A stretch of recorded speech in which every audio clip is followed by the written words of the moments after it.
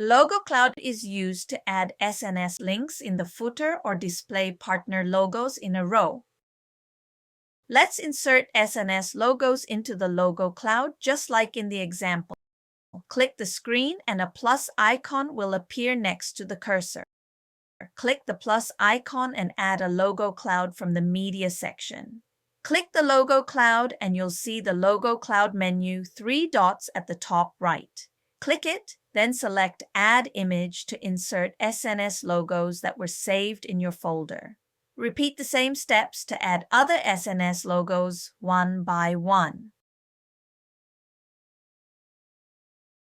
Once all logos are added, click the Logo Cloud 3 dots again to adjust the height.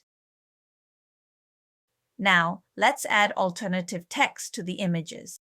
Alt text describes images for screen readers, helping visually impaired users understand the content and improving SEO. Click Logo 3 dots and click Alternative Text and type Instagram. Then click Logo 3 dots again and click Link and enter your Instagram account URL prepared in advance.